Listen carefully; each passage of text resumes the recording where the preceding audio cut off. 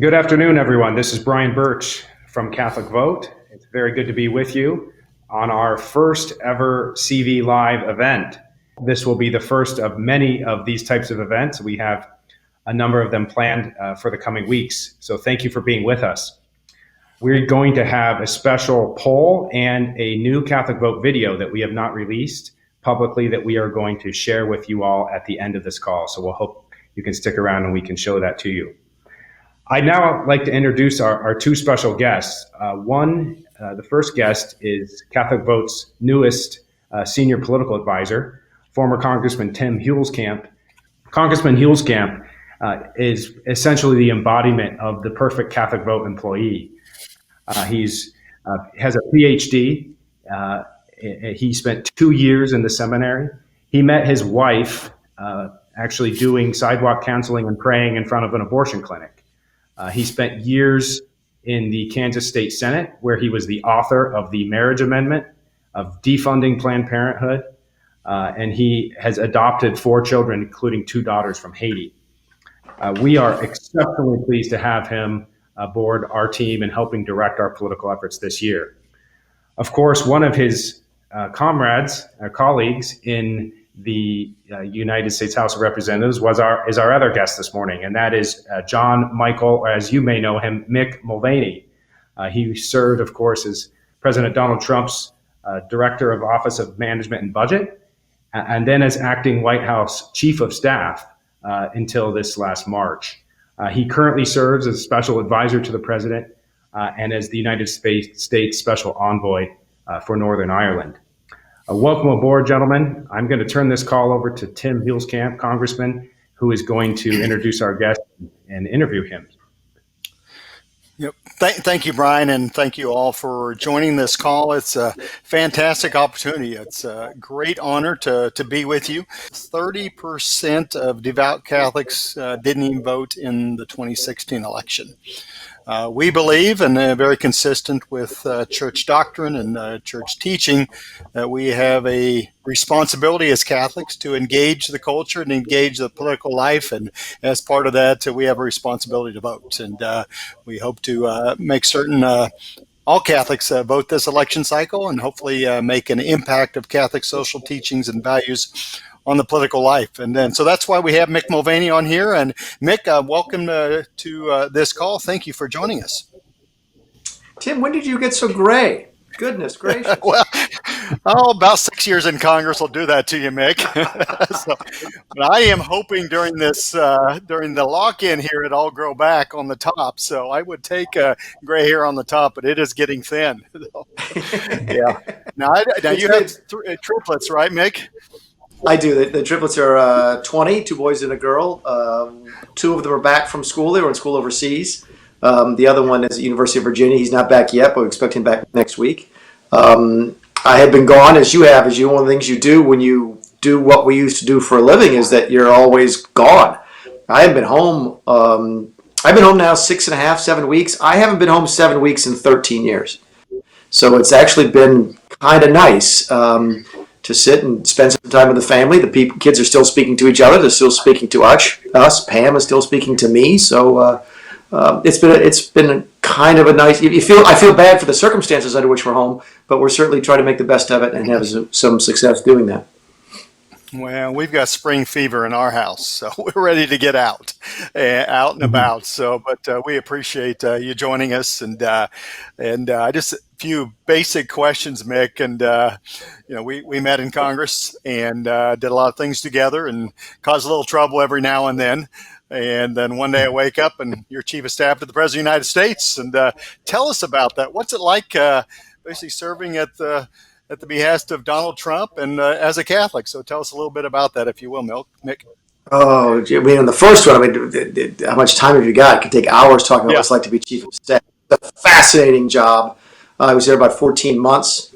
My first day at work was the first day of the government shutdown, and my last day at work was the beginning of the coronavirus outbreak. So, and in between there, we had all sorts of fun on things like impeachment and the Mueller investigation, all that. So it was never boring, as you can imagine. But it was a wonderful experience as a Catholic. I was surprised when I got there. I mean, you and I remember there are a good many Catholics in Congress, but surprisingly, most of them were Democrat, and not that many of them actually practiced while they were in Washington. I'm sure they did when they went home, but they weren't active in D.C. I went down to an administration run by somebody who is not well known for his faith, who had surrounded himself with Catholics at every level. I mean, at one point it was me at the Office of Management and Budget. John Kelly was Roman Catholic. He's the previous chief of staff. Reince Priebus is Greek Orthodox.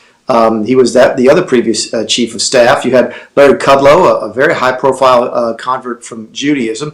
Eric Ueland was the head of our legislative affairs team, a very senior position, a devout Catholic. Joe Grogan, also the head of the Domestic Policy Council, the senior policy advisor to the president, Roman Catholic. The chief lawyer was also Catholic. So we had this wonderful group of people that we decided to try and have Mass at the White House, and did for 2 years. Father Charles Trujillo from the Catholic Information Center and I had become friends right after I got into Office of Management and Budget. And he and I made arrangements for a Mass every other week at the White House with the permission of the President. I think it's the first time that Catholic Mass has ever been celebrated at the White House. So we're very proud of that tradition. Father Charles built a very strong relationship with a large group of people there in Washington at the White House. And it was fun. It was fun to work for a man who was fascinated by people of faith and very interested in the Catholic faith. Of course, Mike Pence was raised Catholic. I keep telling him there's plenty of room for him to come back. But it was a great place to work as a Catholic. Yeah, fascinating. And I was on a call this weekend with the president and for cardinals and bishops and Catholics from across the country, Catholic educators. And Mick, he certainly seems to get the faith. He understands the value, in this case, of Catholic education, and understands the values of life and freedom and personal responsibility. And how did the Catholic values that we all share, how did you see that play in your role as chief of staff, as well as the great policies coming out of the Trump administration? Well, sure. I mean, and the great example, obviously, is the life issue, which I think has probably done more to heal sort of the division between the Protestant faiths and the Catholic faiths in this country than any other single issue. I grew up Catholic in the South, back when less than 1% of the population of the state of North Carolina was Roman Catholic. In fact, I tell people when I was a kid, the Diocese of Charlotte, which was the western half of the state of North Carolina, about 50 counties, had 30,000 parishioners in it. There is a church now up the street from my house in Charlotte that has more than 30 people in that particular parish. So there's been a great deal of change over the course of just my life. And I think the life issue, the Roe versus Wade, the abortion issue, it was a great deal to remind us that we have a lot more in common with our Protestant brethren than we have in our differences. And the president really honed in on that. I even remember talking to Jared Kushner, who is a devout practicing Jew, came into the administration as probably a little bit more centrist than other folks that have been in senior positions advising Republican presidents in the past. But he will be the first to tell you that his eyes have been opened over the course of the last 3 or 4 years to how terrible abortion, especially late-term abortion, is. And it's completely changed his mind on the topic. And I don't think you'd see a type of openness in an administration if it wasn't not only permitted by the president, but encouraged by the president. He wanted folks to talk about their faith. He wanted them to talk about how their faith sort of guided their issues. I had a fascinating conversation with him one time. It was me, the chief White House counsel, another devout Roman Catholic, Bob Barr, talking about the death penalty and how our Catholic traditions and faiths took us to two different. I'm a lot more critical of the death penalty than I think some folks at the DOJ are. But the president was fascinated by just that type of discussion. And again, it was a real pleasure to work with somebody who had so much respect for other people's faiths. Well, and we're at this situation where it's amazing, Mick, where we have Donald Trump versus Joe Biden, and who's defending the little sisters of the poor. It's certainly not the one that was raised Catholic, but listening to the president at the March for Life and listening to his comments this week and in between, he gets religious liberty. He understands that and the value. And so is that something you saw all along, or something he's growing into? But we're tremendously thankful for everything that you've done and the president's done to defend the religious liberty of Catholics. So, but just curious, what's the genesis of that? Any thoughts or insights? A couple of things. I don't think the president changed over the course of the time I worked with him. In his mid-70s, I think he's pretty developed as a person by the time he was elected president. But I think if there was something that I learned about him, was that he. And I know folks like this of my parents' generation. It's about the same difference. My folks are in their late 70s. President Trump's in his mid 70s. So there's that generational gap that even though he is not known for his faith, and one doesn't often talk about it publicly, occasionally he'll talk about the church he was raised in as a young man and the influence on him. But it's not the type of thing that would come up as regularly as it would be if you and I went out to dinner. You and I go out to dinner, we talk about the Catholic faith regularly. It's a topic of conversation for us. But I think he's from that generation that just isn't as comfortable speaking about it. It's a little bit more private. And that doesn't mean it's any less important. It just means that it's not handled the same way. And what I think he discovered was that he surrounded himself with these people who were my age or younger. I mean, goodness gracious, with the exception of Larry Kudlow, I may have been the next oldest person in the White House there for a while, at 52, that he was just fascinated by how comfortable people were talking about it. And Jared and I would talk about it. Ivanka and I would talk about it. We had evangelicals in the administration as well. And we would have conversations about faith, sitting around in the back room with the president, in the private dining room at the end of the day. And I think he really liked that. So do I think he changed? I don't pretend to know him well enough to know sort of before and after. And again, I think it's probably unlikely that he's changed. What I think has changed is just the folks who worked with him, our ability to sort of see that while he's not well known for being a man of faith, he certainly does carry it to someplace important in his heart, which is, again, nice to work for. Well, and it's amazingly wonderful to see his work on, and the whole administration, yourself included, Mick, on issues of life and religious liberties. And one of the other items I see in principles that seem to come out that is so consistent with Catholic teaching is Donald Trump standing up for workers and the rights of workers and the rights of workers to take care of their families and the rights of small businesses to run them as they need to run them. So thank you for that. So what role does that seem to play in his mind of, fighting for the American worker? Seems to be a huge difference that you and I both know. There's plenty of Republicans in the past didn't seem too interested in the workers, but with Donald Trump, there seems to be a huge difference. And it's and hopefully as we recover from this pandemic, that'll be at the forefront of policies coming out of the White House. So any thoughts or observations on that and his policies there? Yeah, and I'll start with what Matt was saying at the outset. I'm going to do a shameless plug, but I don't think anybody will object. That is, can you see that? We do daily mass. We do daily mass now at the CIC, and Father Charles Trujillos has done it now every day at noon, live streaming. And today, obviously, as Brian mentioned, was the feast of Saint Joseph the Worker. And Father's homily today was on the dignity and the divine nature of work. And I think the president agrees with that. The president likes to work. This is a man who recognizes this is a guy who doesn't need a job, Tim. He's in his mid-70s and worth billions of dollars. He could be sitting on a beach someplace, or more likely playing golf every single day with famous people. But he just thinks that there is a certain dignity to work and certainly a divine component to it.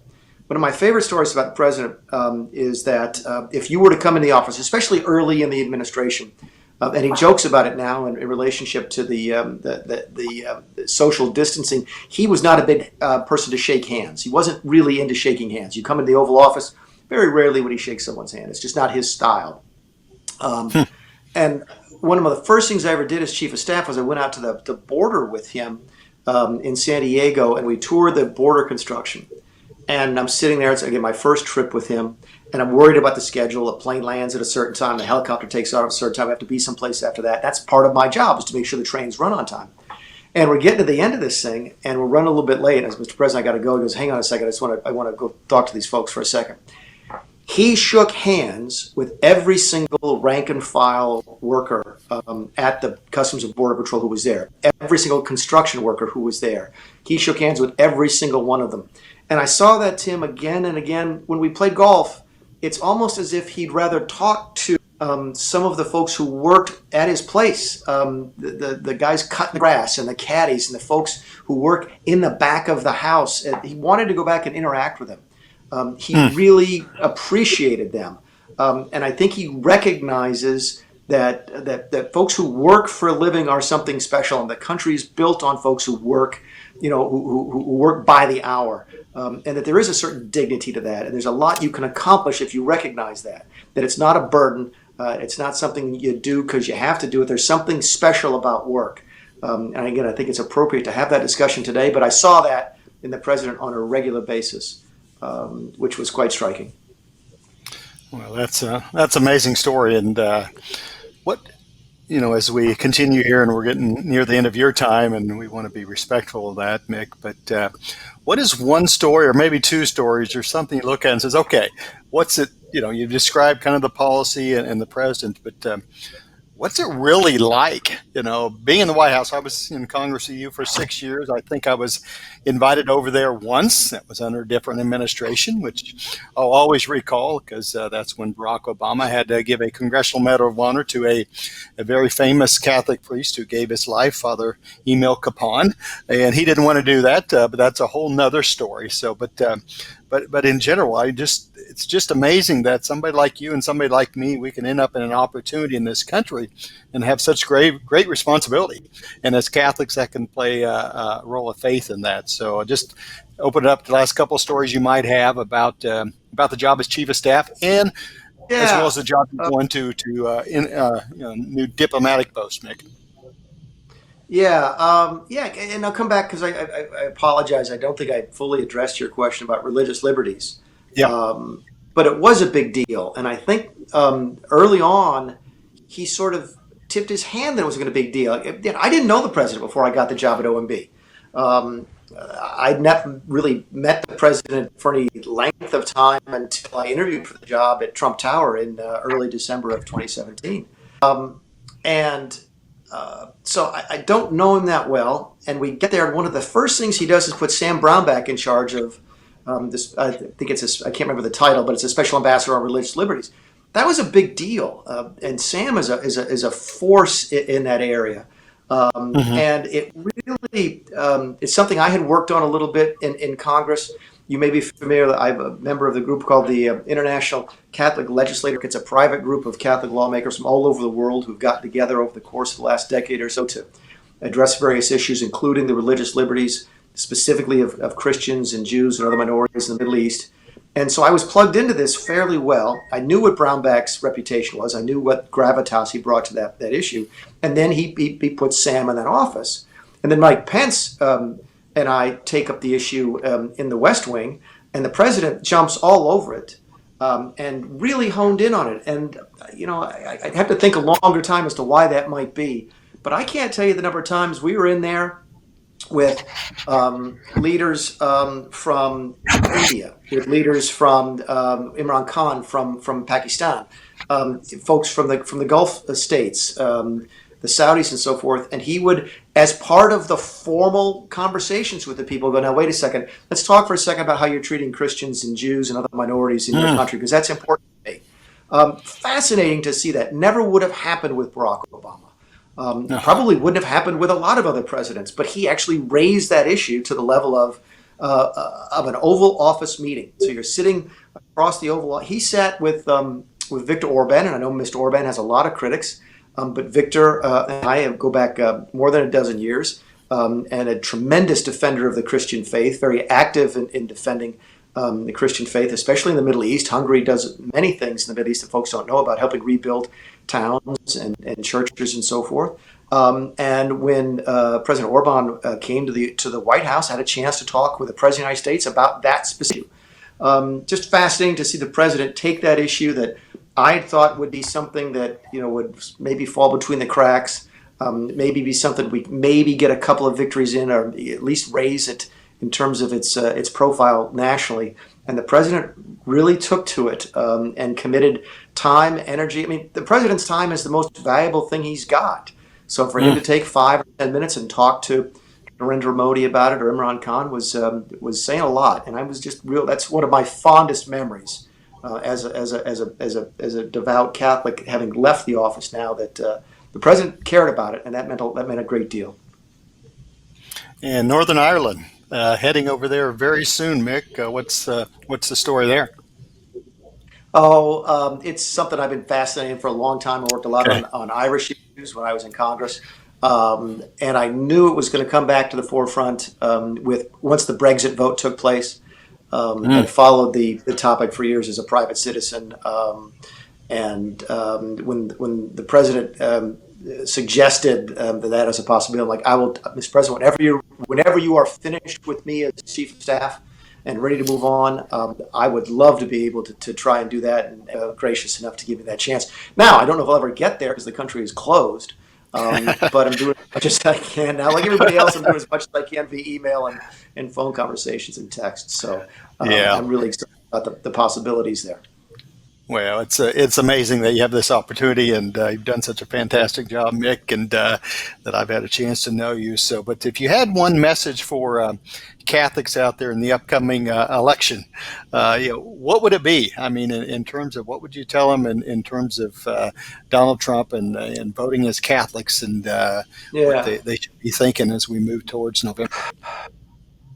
One of the good things about having today is my first day out, by the way. So I'm a private citizen again, even though I have this special assignment in Northern Ireland. I'm a private citizen, so I can say things now that I couldn't say when I was speaking as the chief of staff. I noticed your thing says senior advisor to the president. That actually stopped at midnight. No big deal. But I can say this, which is that I believe Kellyanne Conway and I are national co-chairs of Catholics for Trump.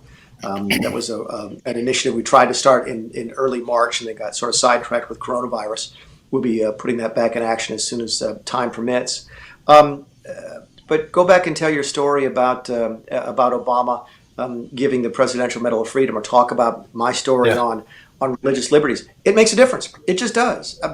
You could sit there all day and say, well, I'm a Catholic, but, or I usually vote this way, but face it, it makes a difference for whatever reason, and I don't understand the reason. Okay, I grew up as a conservative Southern Democrat in the Carolinas, because there was no Republican Party 40 years ago in this part of the world, and you could be a faith and be a Democrat. I'm certain that there are still Democrats who are people of faith. Do not get me wrong; you and I both know them. But as a party, there's something that doesn't connect anymore between faith and the Democrat Party. And you may like Democrats, you may want to vote for them, but you put the Democrats in charge, and the values that you carry as a Roman Catholic are going to suffer. No question about it. I like Joe Biden. I mean, I like a bunch of Democrats run for office.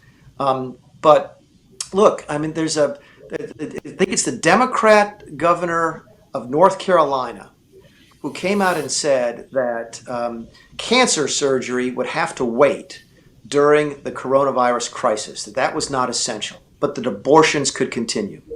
That by itself, I mean, you put Northam's statements about late-term abortion and abortions after birth aside, because that's so outside the bounds. Goodness gracious, that's even hard to contemplate.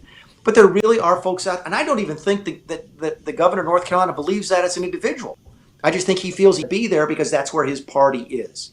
And if you want to see your values reflected in policy, there's really no choice. And you have to not only vote for the Republican Party, but you have to help them get elected. I'm glad to see y'all's initiative is going to include getting everybody out to vote who's a devout Catholic. So I hate to say that, because it wasn't like that when I was a kid. You could be a person of faith, you could be pro-life and be Democrat. I think there's maybe 3 Democrats now in the House of Representatives, 3 who are pro-life. Cuellar, Lipinski, and one I can't remember. And their own party is trying to kick them out of the party because of their pro-life stance. So that's my 2 cents. I've seen it from the inside. I wish it weren't that way. I wish life is not nearly as partisan as we make it out. Washington is not as partisan as we make it out. But when it comes to values, it's probably even more partisan than we make it out to be. And that's too bad. But that's until it changes. That's the world we live in. Yeah, well, thank you, Mick, and your willingness to speak about your faith and willingness to step up when called. And it's been an amazing number of years of watching your activities in Washington and chief of staff and OMB and trying to keep this country going in the right direction. And then we hit this COVID-19, and through the intercession of St. Joseph, we'll make it through this as well. And again, thank you for joining this call. I don't know, Brian, did you have any last questions or of Mick or any that you'd like to ask? Well, thank you very much, Mick. That was fantastic, highly engaging, and thank you, Congressman Hulskamp. We'd be remiss if I didn't comment that Lent is now over. You can't be wearing any purple.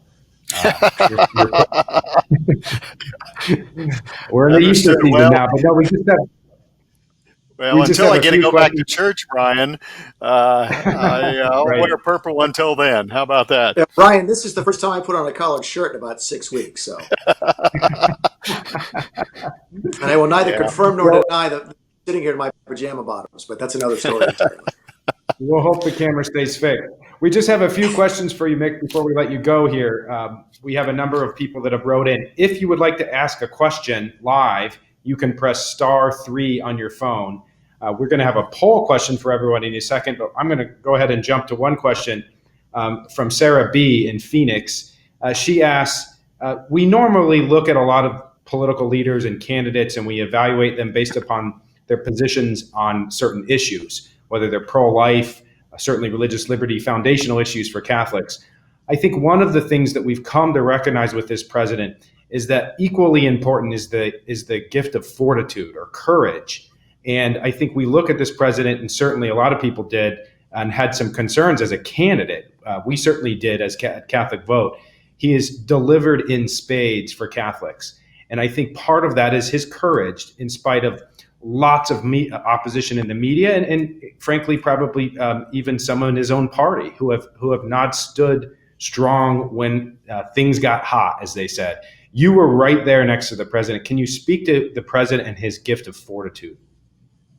Sure. And I'll tell a brief story about the media. I had the media run a story one time. I won't tell you the whole story. It had nothing to do with politics. It had to do with a round of golf that I played. That we sent them uncontrovertible proof that their story was false. They said I played golf with one person, and I actually sent a photo of me playing golf with another person that day, actually a group of other people. And they still ran the story. And we asked them why. They said, well, because we had it from a really good source that you played with this other person. It wasn't true. They knew it wasn't true, and they really didn't care that it was true. They're not interested, for the most part. There's some good journalists, not many, but they're not interested in the truth. They're interested in the story. And why do I answer your question? That would really wear on me. Tim and I went through a lot together in Congress, and the press very rarely treated us very well, certainly not even at times very fairly. But we never got puff pieces about us. We never got, great pieces. CNN never did a nice piece about us. It can wear on you when you know that everybody back home is seeing terrible things about you that oftentimes, in fact, more often than not, aren't true, or just have this little shred of truth that is completely blown out of proportion in order to fill a narrative. And no one has gone through more of that in the last 3.5 years than Donald Trump. And he simply doesn't give up. Does he sort of strike back sometimes? Sure, he does. And does that rub some people the wrong way? Sure, it does. But the man's fortitude and strength when it comes to defending himself, defending what he believes, is one of the things you can say a lot of things about Donald Trump. He is not a quitter. He is not someone who will go back on his word. If he tells you he's going to support religious liberties, that's going to happen, even if it's not popular in the press. If he believes it, he believes it. And it's, again, one of the things that made him so much fun to work with. But I'm glad that someone else picks up on it, because it's one of those things that you worry that when you only see what you see in the press, that people think, oh, maybe the president, is changing. The Donald Trump you see on TV is a Donald Trump when he's live. Is the Donald Trump you see in the Oval Office, the Donald Trump I saw on the golf course. He's a truly strong individual and a reliable guy, and I'm glad someone else noticed that. So thank you for that, pointing that out. Real quickly, another questioner. We understand the First Lady is another one of the Catholics that was surrounding you in the White House. Can you speak to any of your interactions with her? I think she was baptized as a baby. I'm not sure if she's practicing, but Melania Trump and her Catholicism. I won't speak too much to it. I didn't interact with the First Lady that much. I do remember seeing. I was not on the trip to the Vatican when the president, early in the administration, I was still at the Office of Management and Budget at that time. I was not the chief of staff. But I do remember that the First Lady was the person who you knew, looking at the videos, watching the television, looking at the still shots, that she knew exactly what to do. It was fun to have a First Lady who was Roman Catholic. I think that may be the only second one in our history, after Jackie Kennedy. We were not able to get her. Keep in mind, and a lot of folks forget this, they have a young child at home. Even though I think he's 6'2" or 6'3", Barron, when the president was elected, I think was maybe 10 or 11 years old. So clearly, if we were going to have mass at 7:30 on a Thursday morning, which is when we had it, she had other priorities to see to at that time, and she's not the only mom in the country who was doing other things at 7:30 in the morning with kids instead of going to church. So no, I'd never had a chance to interact with her on that, but it was nice knowing that she was there. And if we ever needed someone, I always knew that if we got a complaint about mass at the White House and somebody got politically correct cold feet someplace deep in the bureaucracy, that I could go to the First Lady and she'd go to bat for us. So that was enough for me. That's great. Wonderful to hear. We have another one or two questions here. One question I'm sure you've probably discussed a lot as a Catholic, and we have Joe V says, his parish priest, for whom he has tremendous respect, can't seem to get comfortable with the president because of his remarks on immigration. Can you share your views of President Trump's position on this? Sure. And here again, I think it's the type that we go back to the press coverage. Go back. There's a narrative that the press wants the public to believe. That the press is not neutral, and that's fine. Our history in this country is the press before World War II was generally biased and politically so, and they admitted as such. Cities had right-leaning newspapers and left-leaning newspapers, and everybody knew which one was which. It was only really in that period since World War II that we've developed this concept of media as this unbiased sort of referee. That's not real, and that's not right. And the media wants you to believe that the president hates immigrants, that he's intolerant of immigrants, and that he's sort of this xenophobic monster in the White House. And nothing could be further from the truth. Go back, and one of my favorite lines from his debates was he was talking about the wall, the big, beautiful wall. We're going to keep out all the illegal immigrants, but there's going to be a door, a wonderful door. If you do it the right way, you can get in. And all you hear about from the press from that speech to this day is the big, beautiful wall keeping people out. The president knows the value of immigrants. Goodness gracious, I think his mom was born in Scotland. If not, I know she's of Scottish descent. But I think her mom may be born in Scotland. His dad may have been born in Germany, and if not, his first generation. He absolutely knows the value of immigrants. Go back to those stories I told you about him talking to the people that work for him. Many of those folks are legal immigrants, first generation folks, because that's the line of work they go to. They go work in hospitality. They go work at the golf courses of this country. That's a typical place for immigrants, especially of low and medium skill levels, to get in the country. The president knows the value of this. I can't tell you the number of times back before the coronavirus crisis, one of the things we were dealing with was that we were running out of workers. We had, I think that the last count before the crisis, we had more than 1 million we had 1 million more job openings than we had people looking for work. So the president knew we had to fix that, and immigration was going to be a big part of that. So I just encourage folks to judge the president by what he does, not by what the media says that he says. And that we are committed to legal immigration, still are committed to legal immigration, because we know it's what this country is built on. And that's what I tell your priest, and I've told many priests that in the last 3.5 years. Very good. We have, I'm going to consolidate a number of questions for our last question here. And you've mentioned it, and It's obviously on everyone's minds now, and that's the coronavirus. You were there when it first came up. It's obviously been a difficult several months here. The president's clearly working to both protect the country as well as to open the country back up because of the priority of getting people back to work. Can you speak to any insights you have into the president's response? Certainly what we can expect going forward, and kind of any insider details that you might be able to provide us. Yeah, I mean, I could give 2 hours on that, and clearly that's a lot of folks. That's a lot of questions rolled into one. Let me say this: that it's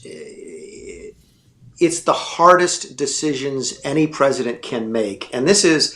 I was joking with, or I was talking to a previous chief of staff this week, and he asked me, about my time in the office, and I said, well, I dealt with a shutdown, impeachment, coronavirus. I mean, it was heavy stuff, and it'll wear on you. There's a reason the life expectancy of a chief of staff is about 14 months, which is what I did. People forget that Barack Obama had 4 in his first term, which is what President Trump is going to have. And he said something along the lines of, well, that's right. Well, I dealt with this, and this when I was Barack Obama's chief of staff. And I said, those 2 things are not even close. The crises that the president has had to deal with, starting with impeachment, which really is crisis is not the real word, but it's a challenge. But certainly this is a crisis. Are probably the biggest the biggest combination that any president has faced in probably the last 100 years. If you put all of the experiences together, the trying times that the president has seen, and the knife's edge that he has to walk the whole time. Keep in mind, go back to the beginning of this process, when we didn't know how dangerous COVID was. We didn't know specifically how infectious it was, and even more specifically, didn't know that you could give it to somebody before you had symptoms, and that is a big deal. All the previous sort of experience we had with things like SARS and MERS, which are other coronaviruses, didn't have what we call asymptomatic transmission. That at least I don't think they did. I'm pretty sure they didn't. And so early on, as we're sitting there trying to make decisions about cutting down flights from China, moving people through specific airports to do screening, you have to walk that nice edge between protecting health and causing panic. And that is a really, really fine line to walk. It's easy in hindsight to say, oh, the president should have done more. The president was actually attacked for doing too much early on in this process.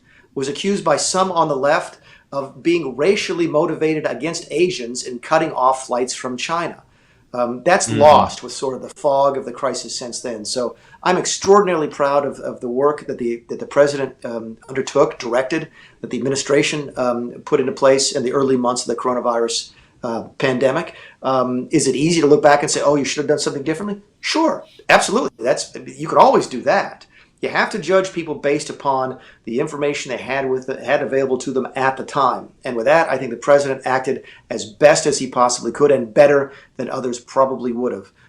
My guess is that other presidents who didn't have the fortitude that you mentioned before wouldn't have closed flights from China, and the pandemic would have been here weeks ahead of time and in a much larger fashion than it was. So, no, I know the narrative. I get it. I was there.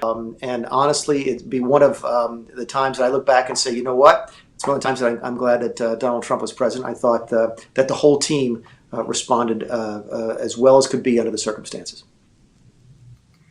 Well, I think I speak for everyone at Catholic Vote. We feel the same way, and certainly are grateful for the leadership of this president, and grateful for people like you willing to sacrifice and put in the time. I know presidential chief of staff is certainly not one of the easier jobs in Washington, D.C. And we are grateful to you and to your family, and of course, families in particular that are right beside you, just out of the limelight. And so to your wife and your children, your triplets, God bless you and thank you for all that you're doing, and wishing you best of luck in your new role as Special Envoy to Northern Ireland. So thank you for being with us today. Brian, thanks for having me. Tim, it's always good to see you. I will put in one more plug, by the way. For the Rosary, I know that I think the Pope actually came out and encouraged us all to say the Rosary during the month of May, which we do all the time, but especially during this crisis. We're doing that every day at 9:30 at the CIC online, and we invite everybody to join us. If you'd like to join a group, if you do it privately, that's fine too. But Tim and I will tell you, having been through some of the things we've been through, prayer works. It absolutely does. You will never be able to convince me otherwise, and I just encourage folks to still do it. Do it for this president. Do it for the team. Do it for the country. It makes a difference. So thanks for doing what y'all do. Tim, it's good to see you, man. Well, thank you very much. We're big fans of the CIC as well. So we'll join you in that daily rosary at 9:30. If you're still on the live webcast here, please stick with us for a moment. We're going to share with you a Catholic Vote video that we have not yet released. It will be coming out this weekend. So as a participant in this call, you will be able to see it for the first time. As Mr. Mulvaney leaves the call, I'm going to have placed on the screen here a poll we thought would be fun to ask Catholics, as regular Mass attending Catholics on this call, practicing Catholics, how you feel about how the president is doing. What is your opinion? Just this last week, Gallup reported a record jump in President Trump's approval rating. It took a dip last month, but it experienced a big resurgence. And so if you are watching on screen, if you can vote, you're going to see up on your screen if you approve or disapprove of President Trump's performance today. If you are listening on phone, if you press 1 to approve, if you approve of President Trump's job performance, or press 2 if you are neutral, and press 3 if you disapprove. So again, if you are listening by phone, 1 to approve, 2 if you are neutral, and 3 if you disapprove of the president's job performance. We are going to be releasing the results of that poll here in the next day or two if you are a subscriber to Catholic Vote. Finally, several of your questions were related to how you can help us. A lot of people out there in the states, particularly battleground states that we are working in, and you can volunteer and be a part of our team off of our website at CatholicVote.org. Finally, and the most important way, at least you can help us immediately, is to consider making a contribution. You can certainly go online right now and sign up to be a monthly donor, which is the single best way for us to invest and make predictions about support that's coming in, and invest on a go-forward basis, or make a one-time contribution. We know people are having a difficult time and are uncertain in this economy, and any gift of any amount is important. Where's your dollars going to go? They're going to go directly into the field, into the states that are going to decide this election, where we have hired full-time staff. We have over 16 full-time staff now working across a number of states, recruiting Catholic leaders, recruiting volunteers, and we have a target audience of over 4 million Catholics that we are focused on getting registered to vote, encouraging them to vote, getting them the information that's going to be critical, and helping them to decide how to vote as a faithful Catholic in this election. That's where your dollar is going to go, directly into the field, to help us mobilize what we hope to be and believe in our goal will be the largest Catholic voter mobilization effort in American history. So thank you very much for being a part of that. Finally, we're going to close out this call a few minutes early, right before the hour, with a new Catholic Vote video that I hope you will enjoy. If you have thoughts or questions or ideas for us, please do not hesitate to respond to either the email you received reaching out about this call, or off of our website, where you can sign up and communicate with us. We are, in many ways, all one family, and feel especially so now that we are home during this pandemic, praying with you, but also preparing for what we believe to be one of the most important elections that we've ever been a part of. So thank you for being a part of everything that we do. And now I'm going to ask the host to go ahead and close us out with the newest Catholic Vote video. Thank you, and God bless you all. This great nation will endure as it has endured, will revive and will prosper.